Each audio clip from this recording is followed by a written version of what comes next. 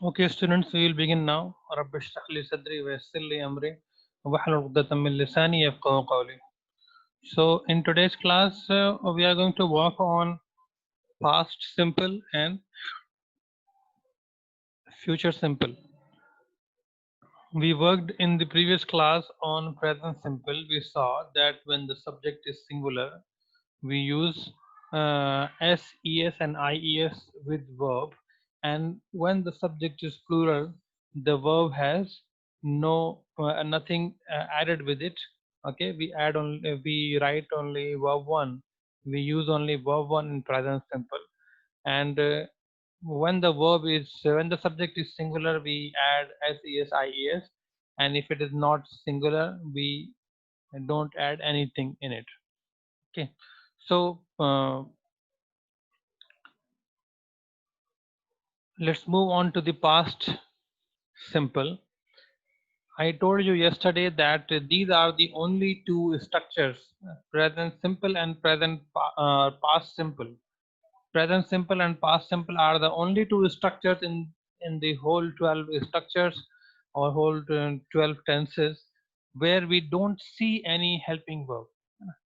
In these two structures of present simple and in this structure of past simple, there is no helping verb. In other structures, we see that here we see shall or will.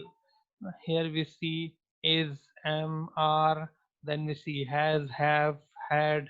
Now we see past in past continuous, uh, was and were. Okay, so uh, every other uh, tense has one or even two helping verbs, है ना? Here we see in future perfect shall have two uh, helping verbs. Here in with other subjects we use will have, है ना?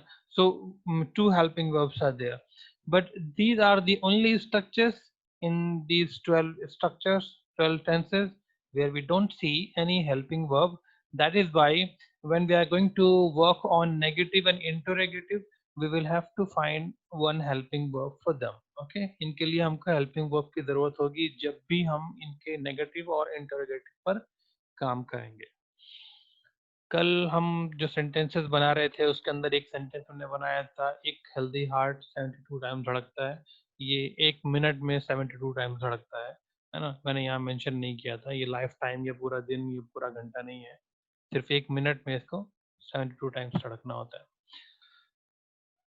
आइए अब past में काम करते हैं. मैंने यहाँ लिखा है था, थी, थे. इसका इंडिकेशन है पास्ट का, और ये सारे ही पास्ट में हमको दिखता है, लेकिन पास्ट सिंपल में प्रॉब्लम ये है कि बहुत बार सेंटेंस इसके बगैर भी आता है, उसमें था, थी, थे नहीं होता है. आपको एक चीज याद रखनी है पास्ट के लिए कि हर वो एक्शन जो कि मतलब जो हो चुका, हर वो मोमेंट जो गुजर चुका, जब भी हम उसके बारे में बात करेंगे तो हम पास्ट में बात करेंगे. ठीक है ना? और उसमें ज़रूरी नहीं है कि हमने वर्ड था लगाया हो. तो यहाँ पर हम पास्ट सिंपल लिख देते हैं ताकि याद रहे. Yes Rahin, do you want to say something?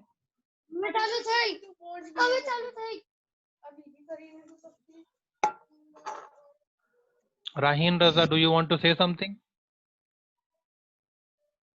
Do not unmute yourself unless it is required, okay? It disturbs the class. तो पास्ट सिंपल का हम अपनी लैंग्वेज में देख लेते हैं. मैंने बताया आपको कि इसके इंडिकेशन में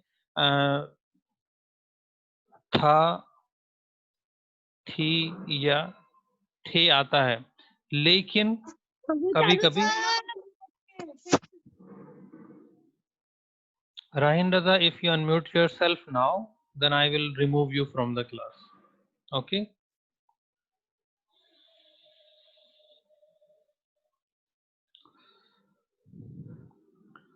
लेकिन कभी कभी ऐसा भी होता है कि इसके अंदर हमको जो पास्ट सिंपल है उसके अंदर हमको था, थी, थे ना दिखाई दे. ओके, तो मैं आपको कुछ सेंटेंसेस बना के दिखाता हूँ कि कैसे था, थी, थे के बगैर भी हमारे पास के सेंटेंस होते हैं. तो हमेशा अगर आप इसका इंतजार करेंगे कि सेंटेंस में ये होना चाहिए, इसी को देखेंगे तो मिस्टेक हो जाएगी आपसे।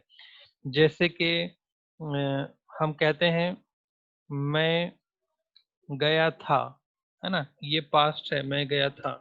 और हम कहते हैं मैं गया। जब हम कहते हैं मैं गया तो ये भी पास्ट है ना। मैंने सोचा था, और मैं कहूँ कि मैंने सोचा, तो ये भी पास्ट है, मैंने सोचा। हम जैसे कहते हैं कि मैं पूछूं आपसे कि कल क्या किया आपने, तो आप कहेंगे मैं कल 8 बजे उठा। उसके बाद फिर अ, मैंने क्लासेस अटेंड की। ओके, फिर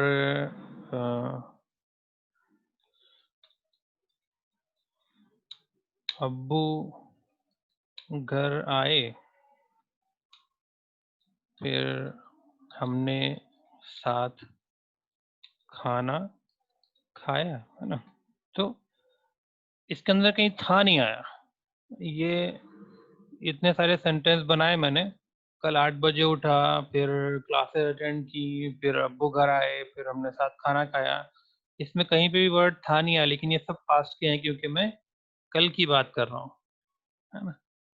कल की नहीं, मैं अगर 1 मिनट पहले की, 1 सेकंड पहले की भी बात करूंगा तो वो पास्ट ही होगा। That is why I said you in the beginning, जब टेबल ऑफ टेंसेस शुरू किया था हमने, तो मैंने आपको बताया था कि हम पास्ट के बारे में ही सबसे ज्यादा बात करते हैं, क्योंकि हमारी जिंदगी का मतलब फ्यूचर तो हमने देखा नहीं है। तो हमारी जिंदगी के बहुत कम ही लम्हे ऐसे हैं जिन जो फ्यूचर में हमारे साथ हम उनसे अटैच हैं। हम क्या करेंगे इसकी प्लानिंग हम बहुत ज्यादा नहीं करते हैं, बहुत कम करते हैं। तो हमारे पास मतलब फ्यूचर के सेंटेंसेस कम होते हैं बात करने के लिए।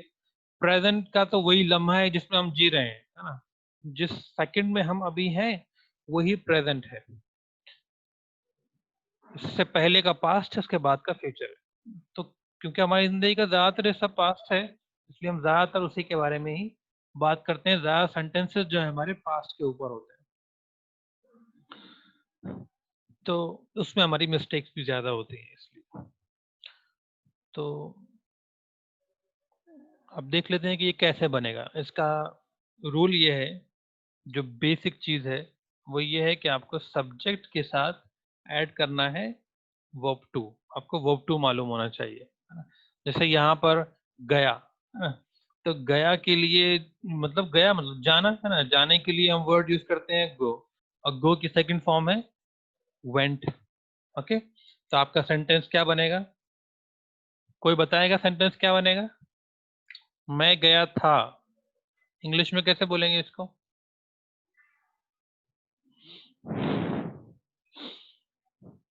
स्ट्रक्चर देख लीजिए। मैं के लिए मतलब कुछ करना ही नहीं है इसके अंदर। आपको मैं को इंग्लिश में कन्वर्ट कर देना है। मैं को इंग्लिश में क्या बोलते हैं, उसके आगे बस वर्ब टू लगा देना है, तो वर्ब टू आपके पास ऑलरेडी है यहाँ पे। मैं को इंग्लिश में कहते हैं आई, है ना। आई वेंट, I आपका went. सेंटेंस हो गया। Yes.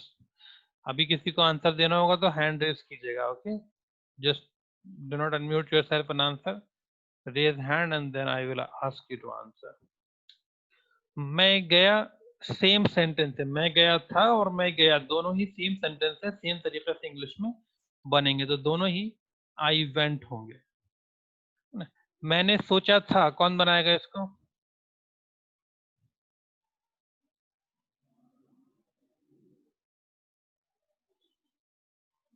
Yes Fatima Meghare ji.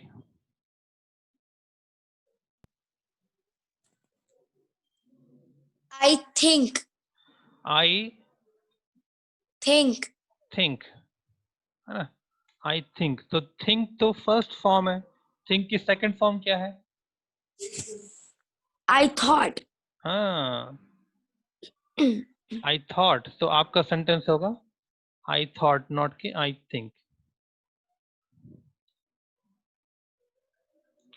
I thought, मैंने सोचा, ये भी सेम ही है, इसको भी आई थॉट ही बनेगा। कल 8 बजे उठा, यहाँ पर उठने के लिए स्टैंड अप वर्ड यूज नहीं होगा, ये जागने के लिए है ना। अच्छा, जागने के लिए दो वर्ड्स यूज होते हैं, है ना, wake up and get up, है ना। आप जागने के लिए ये दोनों वर्ड यूज करते हैं, क्यों यूज करते हैं? क्योंकि इंसान के सोकर उठने में और उसके बेड से निकलने में थोड़ा फासला होता है, थोड़ा मतलब डिफरेंस होता है टाइम का। मतलब मैं उठ गया 5 बजे और मैं बेड से निकला 5:10 पे, मुझे सही से जागते जागते इतना टाइम लग गया। जैसे ही मेरी आंख खुली वैसे ही मैं उछल के बेड से बाहर निकल गया, ऐसा मतलब 99% नहीं होता है। बहुत ही कम ऐसा होता है कि मुझे अचानक मैं जागूं और टाइम देखूं, अरे ये तो बस अब कयामत आने वाली है, ऐसी घड़ी है, उठ के भागूं फौरन, ऐसा बहुत ही कम होता है। तो ये आपके साथ भी ऐसी होता होगा कि आप पहले जागते होंगे और उसके बाद फिर बेड से निकलते होंगे। तो बेड से निकलने के लिए गेट अप यूज होता है और जागने के लिए वेकअप यूज होता है। तो वेकअप को जब हम सेकंड फॉर्म देखते हैं तो वोक अप हो जाएगा, और गेट अप के लिए गॉट अप हो जाएगा। ठीक है, तो आप यहाँ पे जो उठने के लिए जो भी वर्ड यूज करें, दोनों ही यूज हो सकते हैं यहाँ पर। कौन बनाएगा? कल 8 बजे उठा,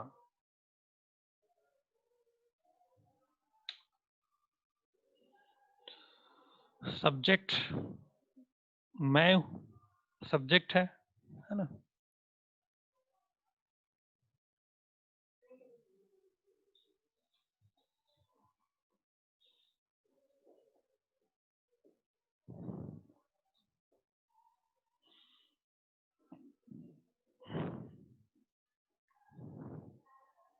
बनाइए,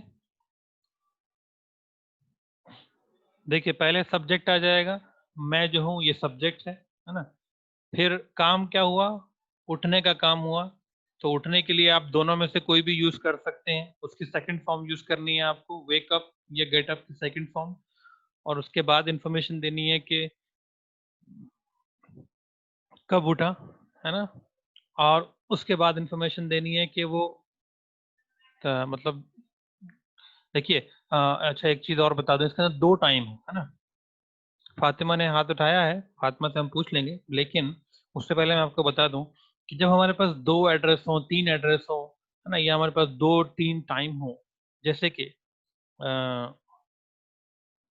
आप जैसे एक बच्चा पैदा होता है, चाइल्ड इज बॉर्न। अब कब पैदा हुआ, तो उसके लिए हम आर निकाल सकते हैं, कितने बजे पैदा हुआ, है ना। फिर हम डे निकाल सकते हैं, है ना? फिर हम मंथ निकाल सकते हैं, फिर हम ईयर निकाल सकते हैं, है ना। तो ये इतने सारे टाइम है, किस साल पैदा हुआ, किस महीने में, किस दिन में, किस घंटे में। तो इसमें सबसे छोटी यूनिट सबसे पहले आती है, ये याद रखिएगा। ऐसे ही कोई एड्रेस है, एड्रेस में फ्लैट या हाउस नंबर हो गया, है ना, ये भी एड्रेस होता है। फ्लोर हो गया, कौन सा फ्लोर है, ठीक है, फर्स्ट है कि सेकंड है कि थर्ड है, ये भी एड्रेस हो गया। फिर बिल्डिंग, कौन सी बिल्डिंग है, ये भी एड्रेस है, ठीक है ना, आप कौन सी बिल्डिंग में रहते हैं। फिर ये बिल्डिंग जो है किस स्ट्रीट पर है, ओके, किस मोहल्ले में है, हाँ, मोहल्ले में या फिर लोकेलिटी, जिसको हम नेबरहुड भी कहते हैं, है ना? फिर किस गांव में है, गांव या फिर टाउन कह लीजिए, है ना, किस सिटी में है, फिर ये सिटी किस स्टेट में है, किस कंट्री में है,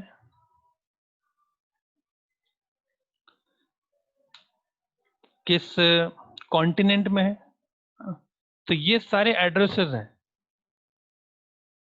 अगर आप मान लीजिए इसमें से कोई 4 ऐड कर रहे हैं, ये 4 ऐड कर रहे हैं आप, या फिर ये 4 ऐड कर रहे हैं, या फिर ये 4 ऐड कर रहे हैं, तो हमेशा याद रखिएगा कि आपको छोटे से बड़े की तरफ जाना है।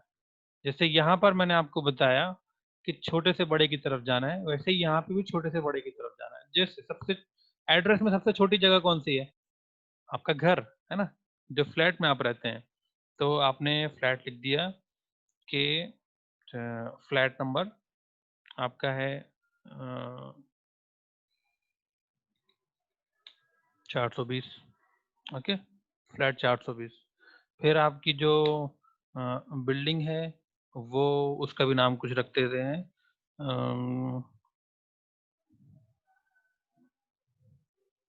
चलिए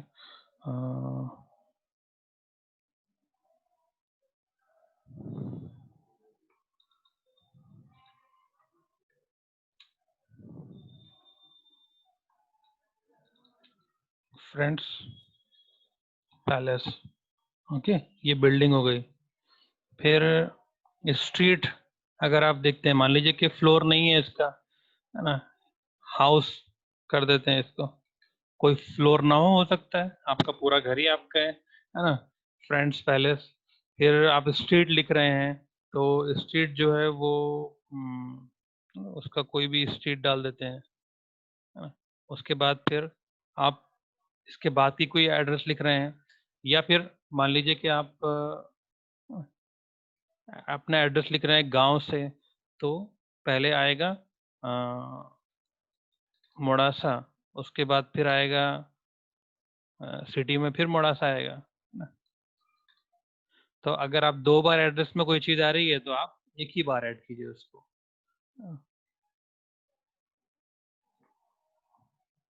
यहाँ पर अरवली भी लिख सकते हैं, है ना, स्टेट में गुजरात, और फिर इंडिया। अब इसमें ये नहीं कर सकते आप कि इंडिया पहले ले आए और मोड़ासा बाद में लाए। जो भी एड्रेस में जो छोटी जगह है वो पहले आएगी, ऐसे ही वक्त में जो चीज़ छोटी है वो पहले आएगी, जैसे सेकंड, उसके बाद फिर मिनट, उसके बाद फिर आवर, उसके बाद फिर डे, फिर मंथ, फिर ईयर, इस तरह से। अब बनाइए फातिमा मिगरेजी।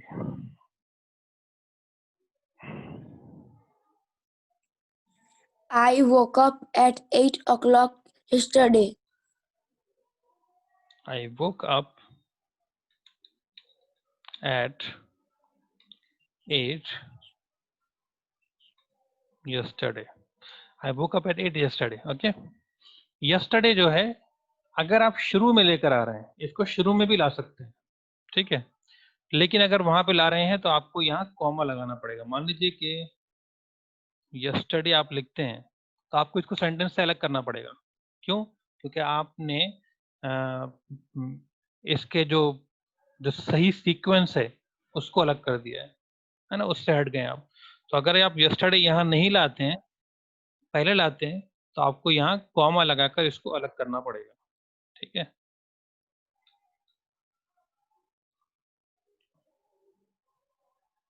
चलिए नेक्स्ट सेंटेंस है, मैंने क्लास अटेंड की। अटेंड तो इंग्लिश का ही वर्ड है, तो उसको तो आपको बस सेकंड फॉर्म में करना है। कौन बनाएगा इसको?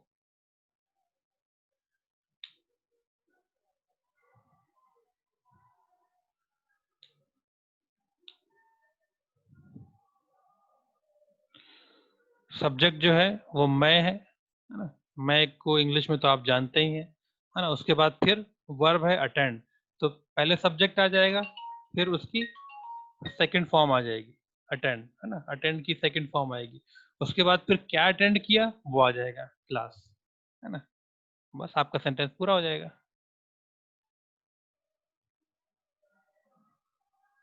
दही शाबाश।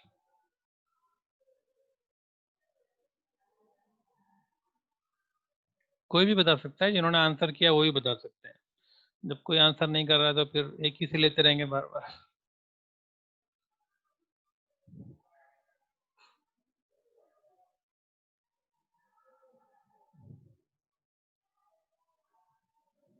चलिए मैं ही देता हूँ।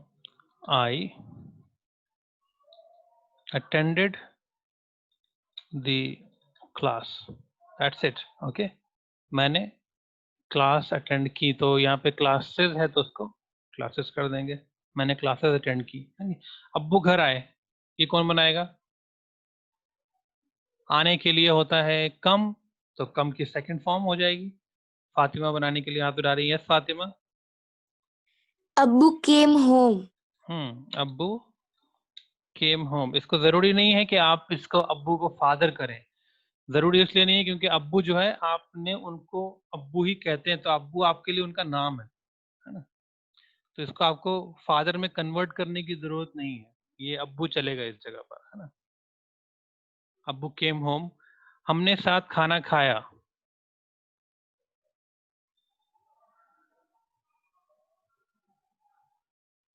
कौन बनाएगा?